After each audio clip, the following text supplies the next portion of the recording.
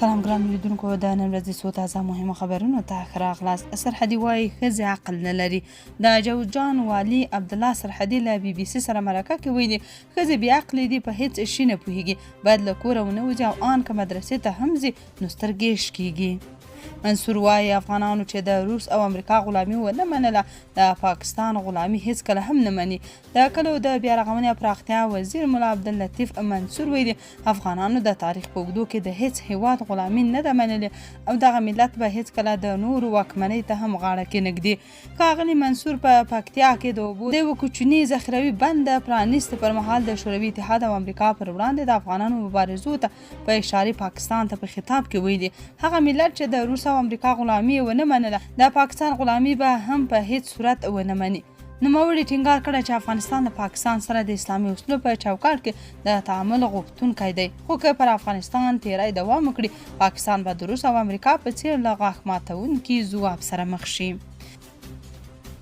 عطانور امیر خان متقي ته د متعصب او جاهل خطاب کړی. د جمعیت اسلامي ګوند مشر عطا محمد نور د طالبانو بهرنیو چارو وزیر امیر خان متقي د وروستیو څرګندونو په غبرګون کې چې ویلي مقاومتیان مو تر کلابه ځغلولي و، ویلي چې متقي هم د افغانیو ژورو تعصبونو او جهالت پیروي کړې ده.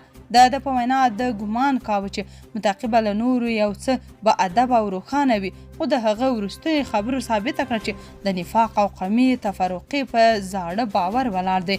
عطا محمد نور زیاته کړې هغه کسان چې د پاکستان په مدرسو لکه اکوړې خټک، حقاني او پوځي مرکزونو کې روزل شوي او تر اوسه هم کورنۍ او شتمنۍ پر پردیو ښارونو کې دي، نشي کولی نورو ته د بې نصیبۍ یا وابستګۍ پیغور ورکړي. نوموړي ټینګار کړی جګړه او له اسیرانو سره نا انساني چلند د طالبانو خوی دی، په داسې حال کې چې د مقاومتیانو تل له خپلو اسیرانو سره انساني او اسلامي رویه کړې، خو طالبانو د افغانستان د ملي او جهادي شخصیتونو د مقبرو او جسدونو بې حرمتي وکړه. نور دغه راز وایي د متقي څرګندونو دا واضح کړه چې جاهل او وحشي ښه او بد نه لري او د دې ډلې معیار اخلاق نه بلکې تعصب او د واک ساتنه ده. افغان حکومت بیا تل دا ډول ادعاوې ردوي د عطانور په څیر کسان د پردیو جاسوسان او غلامان ګڼي. جرمني 10 نور افغانان کابل ته ستانه کړل. د جرمني حکومت د سه شنبې په ورځ د لایپزیګ هوایي ډګر څخه د یوې چارټر الوتکې له لارې 10 افغان کډوال کابل ته ستانه کړي. جرمني وړاندې اعلان کړی و هغه کسان بیرته افغانستان ته ستنوي چې جرمي دوسیې لري، خو د راپورونو له مخې په دې ډله کې هغه کسان شامل دي چې جرمي دوسیې نه لري. په دې وروستیو میاشتو کې د دویم ځل لپاره جرمني د سه شنبې په سهار د کابل په لور په یوه الوتکه کې د افغان پناه غوښتونکو یوه ډله چې جرمي دوسیه نه لري ستانه کړه. دغه پناه غوښتونکي لومړی په امنیتي موټرو کې هوایي ډګر ته ولېږدول شول او بیا په الوتکه کې سپاره شول. د جرمني رسنیو د راپورونو له مخې ټاکل شوې ده چې الوتکه د ترکیې په ترابزون ښار کې ناسته وکړي او وروسته د کابل په لور حرکت وکړي. کله چې کډوال د لایپزیګ هوایي ډګر ترمینل ته لیږدول کېده، یو شمېر لاریونوال د ترمینل شاوخوا ته راټول شوي وو او د دغه کډوالو د جبري ایستلو پر ضد اعتراض وکړ. د بشري حقونو فعالانو د طالبانو د واکمنۍ پر مهال په افغانستان کې د بشري حقونو د سرغړونو په اړه خبرداری ورکړی. لاریون کوونکو د افغان پناه غوښتونکو د ایستلو پایلو او د هغوی د ځورونې، شکنجې او نیونې احتمال په اړه هم اندېښنه څرګنده کړه. له جولای میاشتې راهیسې د افغان کډوالو د ایستلو په اړه د جرمني پالیسي بدله شوې ده. ایران وايي امریکا د بندیزونو لرې کولو په بدل کې د هرمز تنګي خلاصول غواړي. عربي رسنۍ خبر ورکړی چې امریکا د خپل پیغام رسونکي عاصم منیر له لارې ایران ته وړاندیز کړی چې د سمندري محاصرې د پای ته رسولو او د بندیزونو د لرې کولو په بدل کې د هرمز تنګي بیرته پرانیزي. العربیه او الحدث شبکو ویلي چې په منځني ختیځ کې ایران ته نږدې ځواکونو لخوا د بریدونو درول هم د امریکا له نورو غوښتونکو څخه دي چې دغه پیغام رسونکي له لارې تهران ته لیږدول شوي دي. په همدې حال کې د ایران د ملي امنیت د عالی شورا منشي محسن رضایي عاصم منیر ته ویلي چې ایراني چارواکو به دغه وړاندیز وڅېړي او په اړه به یې سلا مشورې وکړي. پاکستاني پولیسو په پښتونخوا او پنجاب ایالتونو کې 95 افغانان نیولي دي. په خیبر پښتونخوا او پنجاب ایالتونو کې د افغان کډوالو پر ضد د پولیسو عملیات په چټکۍ سره دوام لري. تازه پاکستاني پولیسو په دغه دوه ایالتونو کې د یو لړ عملیاتو پر مهال 95 افغانان نیولي دي.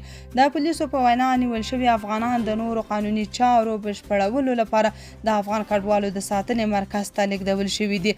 په پېښور کې د افغان کډوالو د حضور او د هغوی د قانوني اسنادو د ارزونې لړۍ هم په بیلابیلو سیمو کې روانه ده.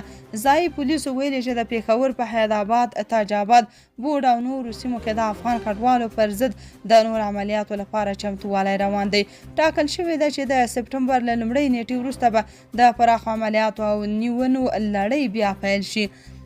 په خیبر پښتونخوا کې حکومتي چارواکو پولیسو ته سپارښتنه کړې چې د عملیاتو پر مهال د قانوني اسنادو لرونکو افغانانو او په ناقانونه ډول میشتو کسانو ترمنځ روښانه توپیر وشي. فائق وايي د تاریخي اثارو ویجاړول د افغان ملت له هویت او تاریخ سره خیانت دی.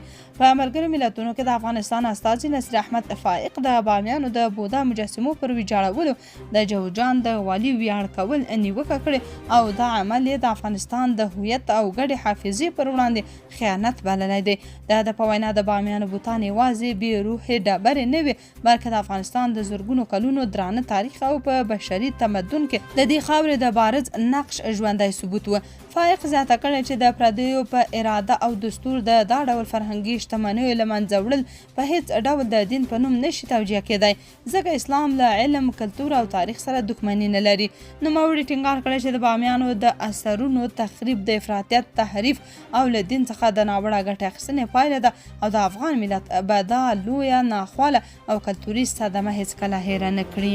د بدخشان په مرکز فیض آباد کې یو رینجر موټر د ماین په چاودنه کې په نښه شوی.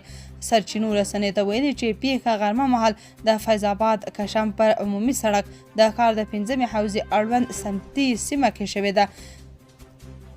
مقاومه جبهې د پیښې مسؤلیت پر غاړه اخیستی. هندي او روسي چارواکو د افغانستان په اړه خبرې کړې. د روسیې د بهرنیو چارو وزارت خبر ورکړی چې دغه هیواد د بهرنیو چارو وزیر سرګي لاروف او د هند د بهرنیو چارو وزیر ایس جی شنکر د سیمهییزو بدلونونو او د افغانستان د وضعیت په اړه خبرې اترې کړې دي. یاد وزارت ویلي دواړو لورو په مسکو کې د خپلې ناستې پر مهال پر مهمو نړیوالو مسایلو د ایران او اوکراین اړوند پر چارو هم د نظرونو تبادله کړې ده. د روسیې او هند د بهرنیو چارو وزیرانو د ملګرو ملتونو د شانګهای همکاریو سازمان بریکس او G20 په چوکاټونو کې د دواړو هیوادونو ترمنځ پر دوامدار او نږدې همغږۍ هم ټینګار کړی دی. د دولتي شرکتونو ریاست په افغانستان کې د تیلو او اوبلنو غازو د بیو لوړوالي په اړه د یوې خبرپاڼې په خپرولو سره ویلي چې دغه زیاتوالی د نړیوالو او سیمه ییزو بازارونو له بدلونونو سره تړاو لري. دغه ریاست په یوه خبرپاڼه کې ویلي چې د نفتي توکو بیې یوازې د یوه هیواد کورني بازار پورې تړلې نه دي